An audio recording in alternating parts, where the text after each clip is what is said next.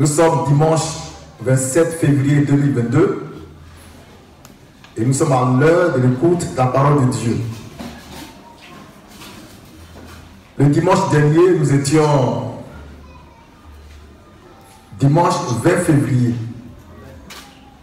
Et puis on a vu par les Écritures qu'il y a un seul ministère que Dieu utilise pour donner son esprit à son peuple. Ce ministère-là, parmi les 5 que nous connaissons, c'est le ministère prophétique. Il y a 5 ministères, selon Éphésiens 4, verset 11. Il y a les prophètes, il y a les apôtres, il y a les docteurs, il y a les pasteurs et il y a les évangélistes. Ça fait 5 ministères ou 5 dons ministériels dont la vocation céleste est la perfection des saints. Donc au temps de la fin, dans les derniers jours, Dieu suscite les 5 ministères que j'ai cités pour la perfection des saints et non pour le salut des âmes perdues. C'est pourquoi, quand vous verrez quelqu'un prêcher l'évangile pour gagner les âmes perdues, sachez que cet homme-là est un imposteur. Il n'est pas dans le temps dans lequel il prêche, il ne connaît pas les Écritures, il ne les comprend pas. Nous sommes dans les derniers jours où Dieu traite avec les saints et non avec les pécheurs. Autrement dit, aujourd'hui, Dieu ne sauve aucun pécheur. Ceux qui doivent être sauvés sont sauvés. La boucle est bouclée. Maintenant, Dieu, il est passé à une autre phase. Perfectionner ceux qu'il a sauvés. C'est pourquoi il a donné à l'Église, je précise à l'Église, 5 ministères qui sont apôtres, prophètes, docteurs, évangélistes et pasteurs. Eux tous, leur travail, c'est de nous perfectionner. Maintenant, parmi ces 5 ministères-là, il y en a un qui est plus grand que les autres, qui est pour Dieu un canal pour le baptême du Saint-Esprit de feu. C'est le ministère de prophète, le ministère prophétique. Et puis on a cité le cas de Moïse, l'homme que Dieu a fait Dieu, selon Exode 7, verset 1, à qui Dieu a donné son esprit. Maintenant, quand Dieu voulait donner son esprit aux 70 anciens d'Israël, Dieu il a d'abord appelé Moïse. Moïse a appelé les 70 anciens. Et Dieu, il descend sur terre, il prend son esprit qui est sur Moïse, il le met sur les 70 anciens. Donc c'est par Moïse que ces hommes-là ont reçu l'esprit de Dieu. Or, Moïse a un ministère de prophète. Par conséquent, c'est par le prophète Moïse que Dieu a donné son esprit aux autres hommes par son ministère prophétique. Après Moïse, on a vu le cas de Samuel et de David le petit berger. David a reçu l'esprit de Dieu à travers le ministère prophétique de Samuel. Dieu a pris l'esprit qu'il a mis sur Samuel et il a mis ça aussi sur David. Et c'est comme ça que Dieu donne son esprit à tout homme, en tout temps, quels que soient les âges. Dans le Nouveau Testament, dans l'Église, on a vu et étudié le cas de l'apôtre Pierre. Et j'ai dit par la manne fraîche que Pierre était apôtre et prophète, et plus que prophète. Or, Pierre a reçu le baptême de cet esprit dans la chambre haute, par Jésus-Christ lui-même. Maintenant, qu'est-ce que Jésus a fait? Quand il voulait sauver Corneille, Jésus a pris le Saint-Esprit qui était sur l'apôtre Pierre, il a donné le même Saint-Esprit à Corneille. Donc c'est par le ministère prophétique de Pierre que Corneille et sa famille ont pu recevoir le Saint-Esprit. Dieu ne va jamais, je dis bien jamais, te donner son esprit sans passer par un prophète mandaté par lui et qui est plus que prophète.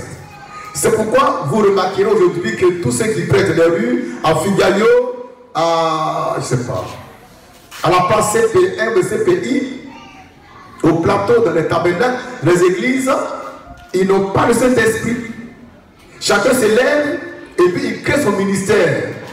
Chacun se lève, il se donne un titre ronflant. Chacun se lève, il s'auto-proclame quelque chose. Mais Dieu merci, dans notre temps, Dieu a choisi un homme qu'il a fait Dieu et qui est plus que prophète. C'est par lui seulement que tu peux avoir le Saint-Esprit. On a aussi vu que par le ministère du Fils de l'homme, qui est prophète et plus que prophète, qui est Dieu fait homme, de homme fait Dieu, par son ministère, les 5 autres ministères sont engendrés. C'est-à-dire le ministère du Fils de l'homme a le pouvoir d'engendrer les 5 ministères qui sont apôtres, évangélistes, docteurs, pasteurs et prophètes. Maintenant, aujourd'hui, là, on va voir pourquoi c'est le ministère de prophète que Dieu utilise pour nous donner de son esprit. Pourquoi? C'est le pourquoi qui est intéressant. La raison en est simple. C'est parce que le prophète de Dieu, le vrai prophète de Dieu, Dieu le fait Dieu. Il devient Dieu lorsque Dieu lui adresse sa parole. Et étant devenu Dieu, il devient un canal. Le canal, le seul canal par lequel Dieu baptise ce que le prophète qui est fait Dieu va engendrer. Je ne sais pas si vous me suivez. Je vais lui expliquer. Dans une génération, Dieu il met la main sur un homme qu'il appelle au ministère prophétique. Il fait de cet homme-là Dieu et fils de l'homme. Cet homme-là, il va engendrer un peuple pour Dieu. Des filles et des filles pour Dieu. Et comme il les a engendrés, Dieu il prend l'esprit qui est sur lui, il le met sur eux. Qui voit qui comprend le principe? Qui comprend pour réexpliquer à ses frères? Personne n'a compris finalement. Ils sont forts ici. Que Dieu soit béni. Avant le tableau. Je vais réexpliquer. C'est un principe divin qui ne va pas changer. C'est immuable. C'est pourquoi tu dois te demander, est-ce que tu as vraiment reçu cet esprit-là? Voilà. Bon. La clé. Voilà. C'est déjà photographié, ça? C'est déjà pris? Non. Efface.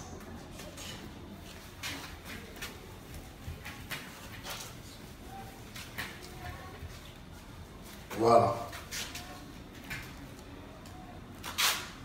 Je mets là, fils de l'homme.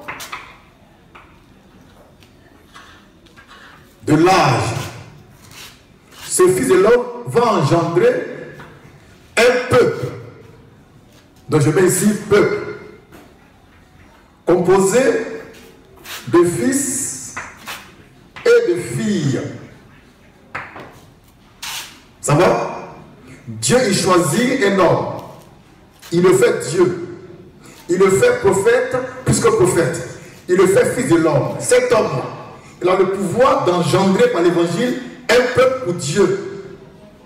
Et ce peuple est composé de 2 catégories de personnes. Les fils de Dieu et les filles de Dieu. Maintenant, Dieu, pour les baptiser au Saint-Esprit, ses enfants, ses élus, il va prendre l'esprit qu'il a donné aux fils de l'homme, qu'il les a engendrés pour mettre ça sur eux. C'est comme sur le plan naturel. Moi, je mets au monde un enfant. Je lui donne mon nom. Je lui donne mon sang. Je lui donne ce qui est en moi. Parce que je l'ai mis au monde. Je l'ai engendré. L'esprit qui est sur moi, je mets ça sur lui. le sang qui est en moi, je lui donne ça. C'est la même chose sur le plan spirituel. Dieu envoie un fils de l'homme d'abord, qui a le pouvoir d'engendrer des fils et des filles de Dieu. Maintenant, ce peuple-là, ces fils-là, ces filles-là, Dieu il va prendre l'esprit de Dieu qu'il a mis sur le fils de l'homme pour mettre ça sur eux. En passant par le fils de l'homme, aucun de ses fils ne peut avoir l'esprit de Dieu en dehors de celui qui l'a engendré. Et puis c'est normal, c'est concret ça. À moins que tu sois un bâtard. Si je t'ai engendré, alors Dieu il prend mon esprit, il fait un prélèvement et puis il met ça en toi, il met ça sur toi. Afin que tu sois comme moi. Et que toi, moi, on soit comme lui. Et ça ne changera pas. C'est pourquoi tu ne peux pas créer ton ministère. Ils sont prophètes, ils sont bishops, ils sont missionnaires, ils sont évangélistes. Et puis ils viennent de nulle part. Il y a le mystère de l'engendrement par l'évangile. Celui qui t'a engendré, c'est lui, c'est parce que Dieu te donne son esprit. Sinon, ce n'est pas possible. Et c'est écœurant de voir les chrétiens se balader d'église dans l'église. Non, reste tranquille. Qui t'a engendré? Qui t'a engendré en Jésus-Christ? C'est qui? Un pasteur? Alors tu es un bâtard. Un évangéliste, il ne peut pas engendrer. Un docteur, il ne peut pas engendrer. C'est le prophète qui est plus que prophète, qui a le pouvoir d'engendrer. En dehors de lui, tu ne peux pas t'engendrer par n'importe quel ministère. Et comme c'est lui qui t'a engendré, Dieu il prend l'esprit qu'il lui a donné pour mettre ça sur toi. Yes. On a compris? C'est un principe qui ne peut pas changer. Ça ne changera pas. C'est pourquoi n'écoute pas n'importe qui. Ne suis pas n'importe qui. Je ne parle pas de ceux qui ont appris les versets par cœur et qui récitent par cœur pour épater les gens. Je parle de l'homme que Dieu a choisi dans ton temps, dans ton pays, que Dieu a fait Dieu et fils de l'homme et qui a un message particulier. Cet homme-là, il t'a engendré quand tu as cru en lui. Maintenant, Dieu, il veut te donner son esprit. Il ne va pas prendre ça au ciel. Il prélève son esprit qui est déjà sur l'homme qui t'a engendré. Il te donne le même esprit. C'est pourquoi quand je te regarde, je t'observe dans tes mouvements, dans tes dégagements, dans ta vie privée, et que je ne vois pas en toi ce qui est en moi, je sais que je ne t'ai pas engendré. Je reprends. Comme ça, tu vas bien regarder maintenant. Amen. Moi, j'ai mon caractère. Moi, j'ai mon caractère. J'ai ma façon de vivre, de faire avec Dieu. Moi, je sais ça. J'ai des fruits en moi que je connais. Et puis toi, tu viens à la manne fraîche. Je te regarde. Je t'observe. Si en toi, je trouve les fruits qui sont en moi, alors je t'ai engendré. Sinon, quelqu'un t'a engendré et puis tu t'es faufilé. En fait, tu es un infiltré. On va t'exfiltrer pour purifier le troupeau. Donc, je reprends le principe.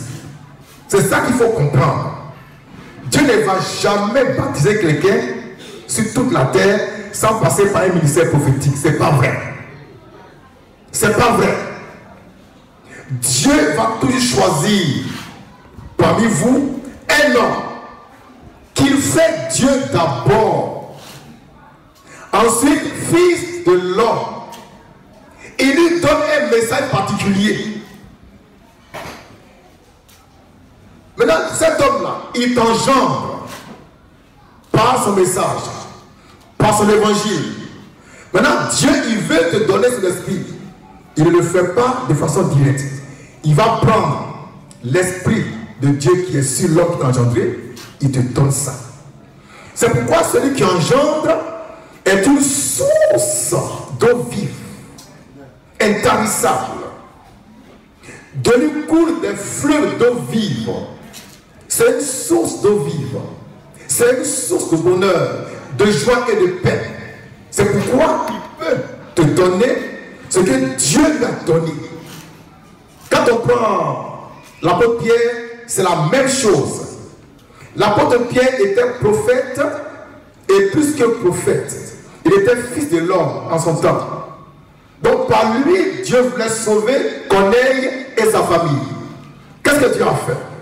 D'abord, il a envoyé un ange pour parler à Corneille, lui disant d'aller chercher Simon-Pierre, car c'est par lui que lui, Corneille, sera sauvé. Et Pierre est arrivé chez Corneille. Il n'avait pas de Bible, mais il était la parole de Dieu. Il avait en lui la parole du Seigneur. Et quand il a prêché ce jour-là, Corneille a cru en Pierre. Au même instant, il a été engendré par Pierre. Maintenant qu'il a engendré, il lui faut le Saint-Esprit. Dieu, il prend l'esprit qu'il a mis sur Pierre, il le donne à Corneille.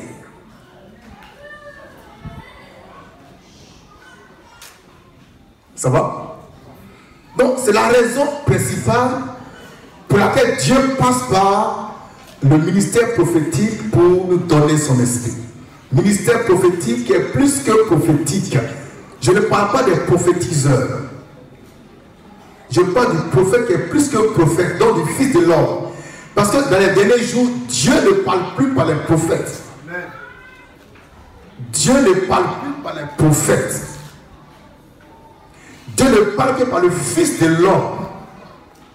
C'est pourquoi si vous connaissez un prophète qui fait du tapage, dites-lui tais-toi. Parce que en ce temps de la fête, Dieu ne parle pas par les prophètes.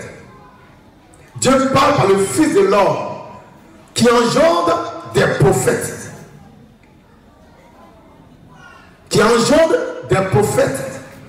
Mais quand Dieu veut apporter une révélation, il ne parle pas à ces prophètes-là. Il parle au Fils de l'homme qui est le canal. Le seul canal par lequel Dieu enseigne les prophètes, les docteurs, les apôtres, les évangélistes et les pasteurs et le peuple. Donc la parole de Dieu vient toujours aux prophètes. Et ce prophète-là, Dieu le fait Dieu. Et par lui maintenant, Dieu peut te donner le Saint-Esprit. Par sa parole, par sa prière ou bien en imposant les mains. Voilà comment Dieu il travaille dans son église. Dieu est un Dieu d'ordre, de paix, de discipline. Et il sait ce qu'il fait et il sait ce qu'il veut. Dieu ne va jamais tomber sur quelqu'un comme ça dans, je ne sais pas, dans la nature, puis il dit dans son esprit. L'esprit de Dieu, ce n'est pas les morceaux de pain qu'on balance par la fenêtre. C'est l'esprit du Seigneur. C'est l'esprit de Jésus. C'est l'esprit de sainteté, de pureté, de gloire. On n'a pas ça comme ça. Et Dieu ne balance pas son esprit par la fenêtre. Non. Dieu, il te donne son esprit en passant par l'homme qui a fait Dieu dans ton temps. L'homme qui a fait Fils de l'homme dans ton temps. Et qui apporte un message qui est le contre-pied des autres messages. Un message particulier dont on n'a jamais entendu parler. Mais qui pourtant est vrai et authentique dans sa profondeur. Moi, Dieu m'a fait grâce, une grâce particulière. On ne m'a jamais évangélisé. Et je bénis Dieu pour ça. Avec tous ces marmailleurs, ils allaient trop me fatiguer. Personne ne m'a évangélisé, jamais. Dieu lui-même, autant marqué, s'est révélé à moi de façon particulière. J'étais assis devant la porte.